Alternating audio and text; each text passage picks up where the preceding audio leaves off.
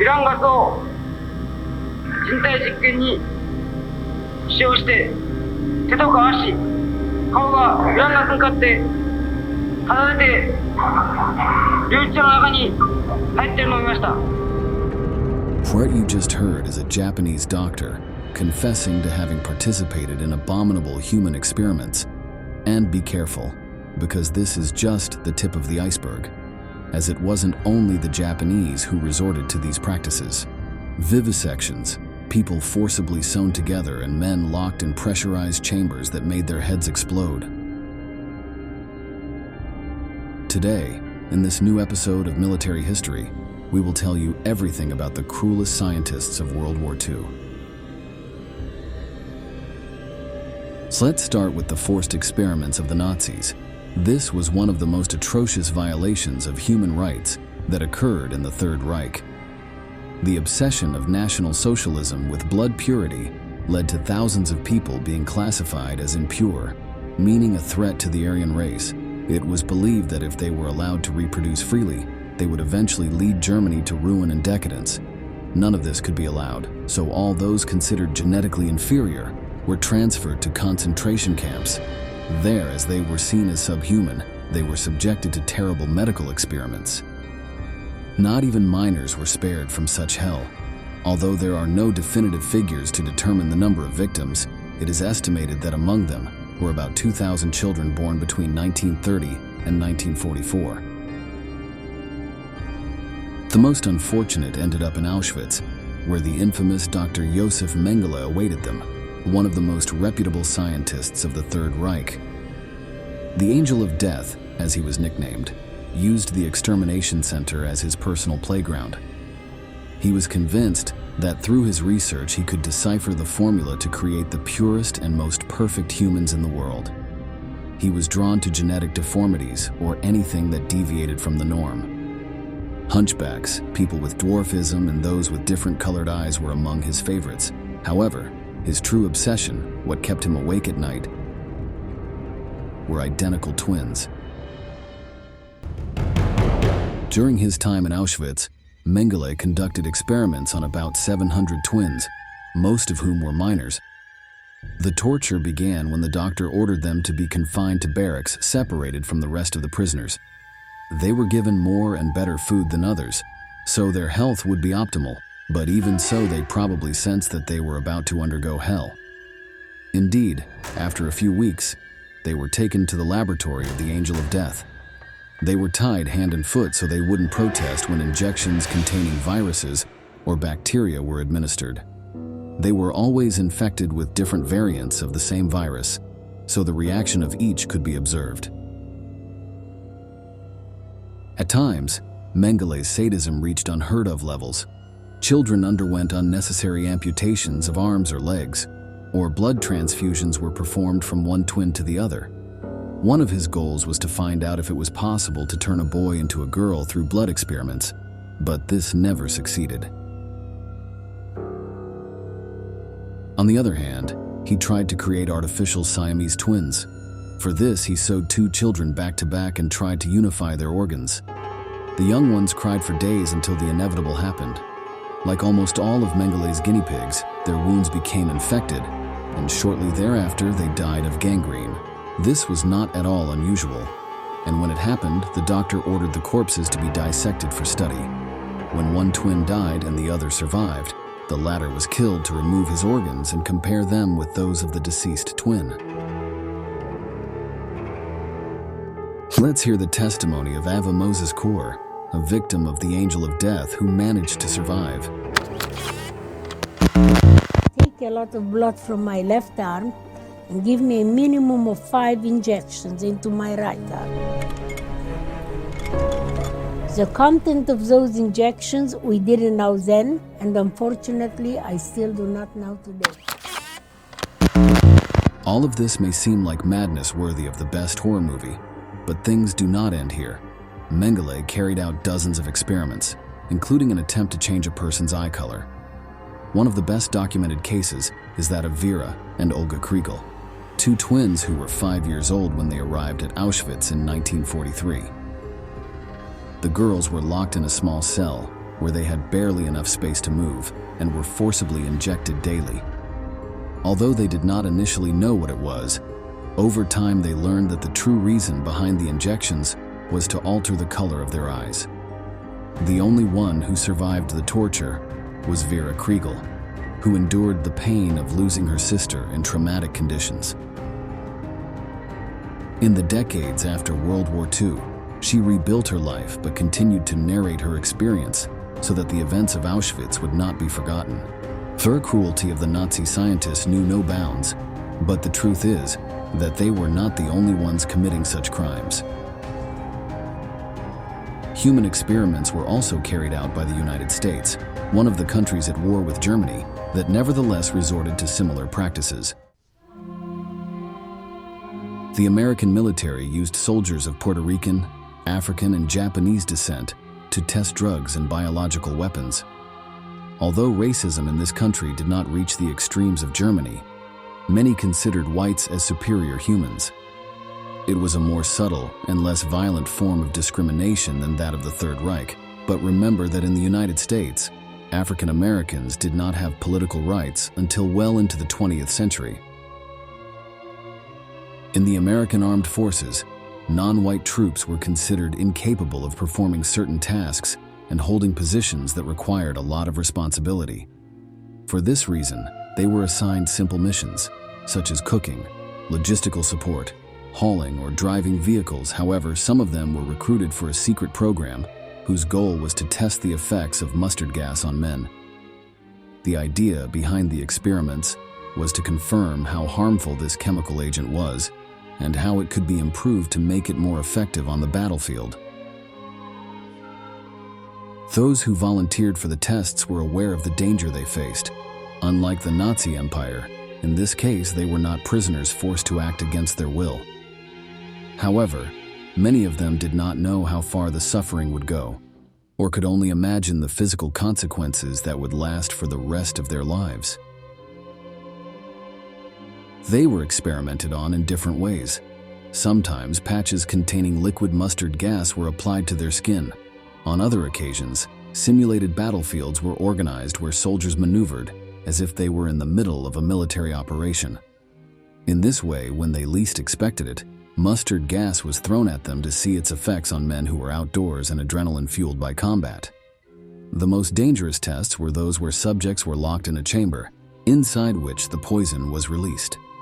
The experimentation program was classified, so it did not appear in official government records, nor was what happened in the testing recorded in the military files of the participants. While scientists controlled the immediate effects of mustard gas, in the long term they did not receive medical attention, and the profound consequences of the poison were ignored. On the other hand, the contract they signed stated that they could not disclose information about the experiments. Otherwise, they could be discharged from the army and even go to prison on charges of divulging state secrets. Mustard gas damages a person's DNA as soon as it comes into contact with the skin. The first thing it does is burn the skin, leaving highly painful burns and blisters. Victims describe it as an intense fire that penetrates to the bones and makes them scream in despair. Let's hear from a veteran who was used in one of these experiments to recount what he saw. Some guys had bad reactions, big blisters, nasty looking things, and some like me didn't have much reaction at all. So, but this was the Army's way of studying the effects of mustard gas. In the long term, mustard gas can cause diseases such as leukemia, asthma, skin cancer, or emphysema. However, none of this could be properly treated due to the oath of silence that the soldiers had taken. The experimentation program ran during World War II, but also in the decades that followed.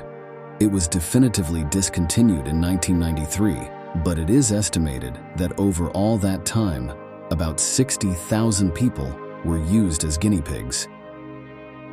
Now that we are aware of what happened in Germany and the United States, let's see what Japan did. The crimes of Josef Mengele are well known today, but few know that the Japanese reached levels of cruelty as high or even worse than those of the Nazis. The Japanese Empire created Unit 731, a military research group tasked with organizing human experiments and developing biological weapons. It was active between the start of the Second Sino-Japanese War and World War II, from 1937 to 1945. The government allocated almost unlimited resources for state-of-the-art technology and established 27 laboratories.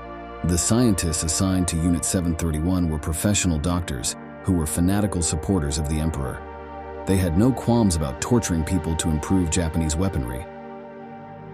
The majority of the prisoners forced to participate in the experiments were Chinese. To the Japanese, they were considered inferior beings, and killing them was no worse than crushing an insect. The specialty of this group was vivisection, meaning dissecting a living person to study their internal organs. Thousands of men, women, and children were subjected to this atrocity, often without anesthesia, causing indescribable pain. This procedure was carried out after injecting victims with viruses or bacteria. When the disease took effect, prisoners were removed from their cells and taken to the vivisection room. They were stripped naked and placed on a table where they were tied down. To prevent them from screaming, a towel was placed in their mouths. Simultaneously, a scalpel cut their torso, exposing all their internal organs. This allowed scientists to study the consequences of the inoculated disease on each organ. Let's hear a member of Unit 731 describe it in his own words. В каких экспериментах над людьми вы принимали участие? 8年の不正だと記憶しています。ワクチンの効力検定をやるために中国人、それから満人を約50名余り人体実験に使用しました。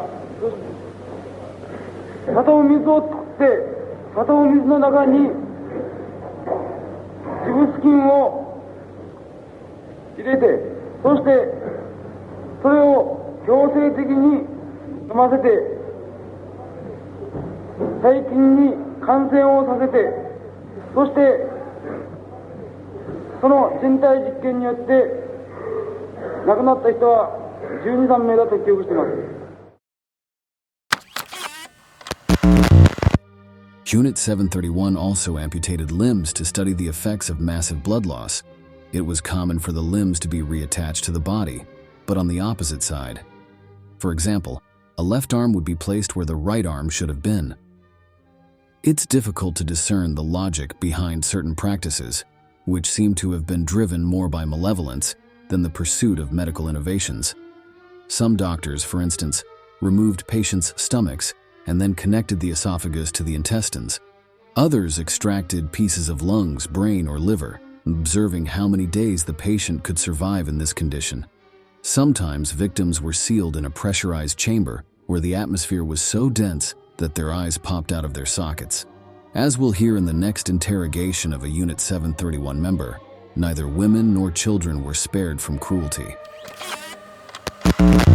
Были ли среди подопытных заключенных женщины? おりました。Были.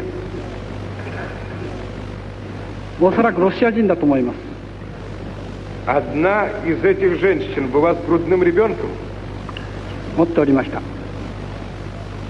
После того, когда человек подвергался заражению соответствующими бактериями, его лечили в тюрьме отряда или нет? 治療します。 А после того, когда он выздоравливал, что с ним происходило? 相当長き期間を置きました後に、また他の実験に供されるのが常であります。 И так делалось до смерти человека? そういうことになります。 Да, так делалось. Следовательно, за все время существования тюрьмы, время известное вам, ни один из заключенных живым оттуда не вышел. その通りであります。 Именно так. Not only were chemical or biological weapons tested, but human guinea pigs were also used to assess the effectiveness of traditional firearms. Prisoners were tied to posts and used as targets to test flamethrowers, grenades, rifles, and pistols. Few survived the shooting practices and other experiments, but those who did were usually executed with lethal injections and then dissected to seize their most valuable organs. As the Second World War approached its end, Unit 731 members did everything possible to cover their tracks. They destroyed evidence and killed the prisoners still alive. If there were no witnesses, they believed they could never be judged for their crimes. When American forces occupied Japan, they agreed with unit members on diplomatic immunity in exchange for sharing the results of their research. The only ones who judged Japanese sadism were the Soviets, who, in 1949, organized the Khabarovsk trials.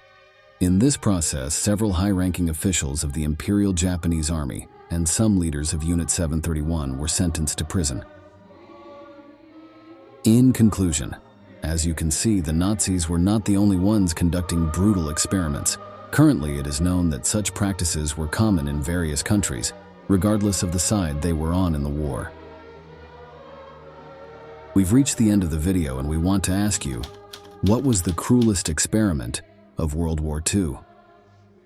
Leave your answer in the comments below, and don't forget to subscribe to our channel to learn about many more military events that left their mark on history.